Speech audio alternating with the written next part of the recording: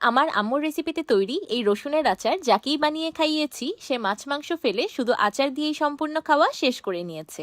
অনেক রকমের মশলা ব্যবহার করা ছাড়াই সিম্পল কিছু উপকরণ দিয়ে এত মজাদার আচার বানানো যায়, এটা অনেকেই বিশ্বাস করতে চায় না।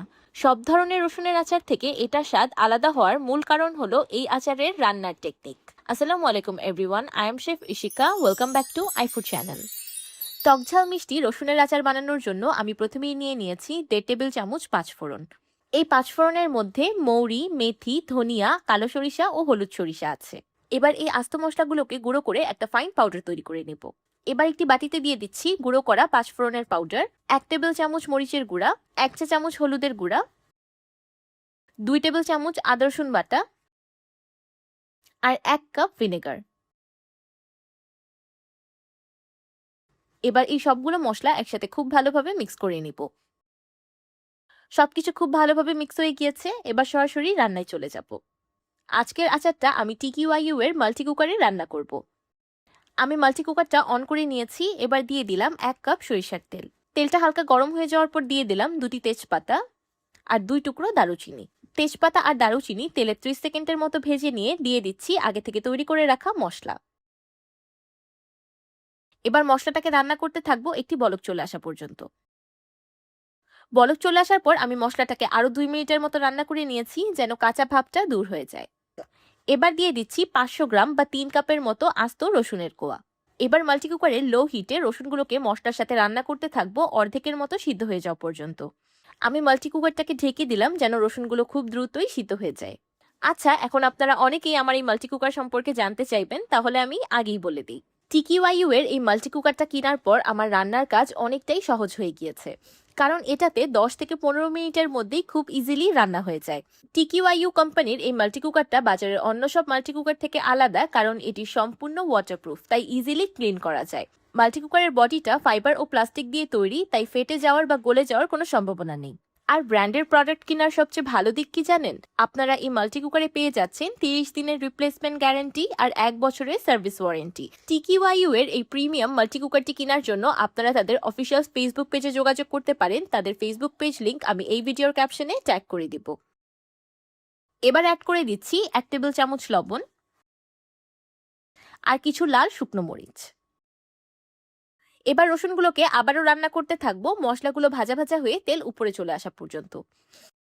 দেখতেই পাচ্ছেন মশলাগুলো হালকা ভাজা ভাজা হয়ে গিয়েছে আর তেল অনেকটাই উপরে ভেসে উঠেছে। এবার অ্যাড করে দিচ্ছি 400 গ্রাম বা 1.5 কাপের মতো তেঁতুলের কাঠ।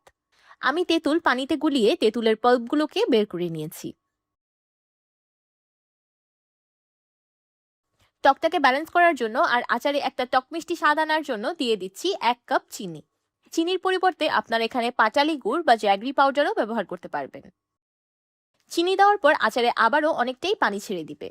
এবার মাল্টি কুকারে লো হিটে এটাকে রান্না করতে থাকবো রসুনগুলো সম্পূর্ণ সিদ্ধ হয়ে পানিটা শুকিয়ে যাওয়া পর্যন্ত। আমি আচারটাকে ঢেকে আস্তে আস্তে রান্না করেছি আর মাঝে মাঝে নেড়ে দিয়েছি। এই মাল্টি কুকারটায় রান্না করা খুবই বেশি সহজ, কারণ খাবার লেগে যাওয়ার কোনো ভয় থাকে না। আচারটা অলমোস্ট তৈরি হয়ে গিয়েছে। নামানোর 1 মিনিট আগে দিয়ে দিচ্ছি 1 টেবিল চামচ চিলি ফ্লেক্স।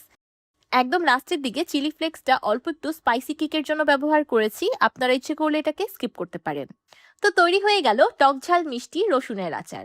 আচারটা রান্না ডান, এবার এটাকে সম্পূর্ণ ঠান্ডা করে নেব। আমার অন্যান্য আচার রেসিপি এই পর্যন্ত যারাই ট্রাই করেছে তারা আমাকে অনেক সুন্দর সুন্দর ফিডব্যাক দিয়েছে, তাই আমি সবসময় চেষ্টা করি কম তেল মশলায় লোভনীয় আচার তৈরি করার। তাই আশা করছি আপনাদের এই রসুনের টকঝাল মিষ্টি আচারটিও খেতে খুব মজা লাগবে। রসুনের এই আচারটার টেস্ট আমি আপনাদের মুখে বলে বোঝাতে পারবো না, আপনাদের খেয়ে তারপর বুঝতে হবে যে এটা কতটা বেশি মজাদার। আচারটা সম্পূর্ণ ঠান্ডা হয়ে গিয়েছে। এবার আমি আচারটাকে একটি শুকনো এয়ারটাইট বয়ামে ভরে নিচ্ছি। এই রসুনের আচার একবার খেলে আপনারা কাচ্চি বিরিয়ানির সাথে আলু বোখরার চাটনি খাওয়া ভুলে যাবেন, গ্যারান্টি। এটা এমনই একটা আচার যে ডাল ভাত বা খিচুড়ি ছাড়াও আপনি কাচ্চি, বিরিয়ানি, রুটি, পরোটা সবকিছুর সাথে খেতে পারবেন। টকঝাল মিষ্টি এই লোভনীয় রসুনের আচার আপনারা ফ্রিজের বাহিরেই নর্মাল রূপ তাপমাত্রায় সংরক্ষণ করতে পারবেন 1 বছরের মতো। ফ্রিজের বাহিরে সংরক্ষণ করলে অবশ্যই মাঝে মাঝে রোদে দিয়ে দিবেন। যেহেতু আচারটি তৈরিতে আমি তেল কম ব্যবহার করেছি, তাই রোদে দিলে আচারটা বেশি দিন ভালো থাকবে। আর যদি রোদে দেওয়ার ঝামেলা করতে না চান তাহলে আচারটাকে ফ্রিজেও সংরক্ষণ করা যাবে। মাশাআল্লাহ, দেখতেই পাচ্ছেন রসুনগুলো কত দারুণভাবে সিদ্ধ হয়েছে। একটি রসুনও গলে যায়নি, কিন্তু প্রত্যেকটি রসুন খুব সুন্দরভাবে সফট হয়েছে। দেখতেই পাচ্ছেন প্রেস করার সাথে সাথেই গলে যাচ্ছে। যে কোনো খাবারের স্বাদ 10 গুণ বাড়িয়ে দিবে আমার আম্মুর রেসিপিতে তৈরি এই লোভনীয় রসুনের আচারটি। মাইল্ড একটা রসুনের ফ্লেভারের সাথে টক ঝাল মিষ্টি ফ্লেভারটা খেতে দুর্দান্ত লাগে। আমার আজকের রেসিপিটি যদি ভালো লেগে থাকে তাহলে ভিডিওতে অবশ্যই একটি লাইক দিয়ে দিবেন আর আমার চ্যানেল সাবস্ক্রাইব করে আমার চ্যানেলের পাশেই থাকবেন। আল্লাহ হাফেজ।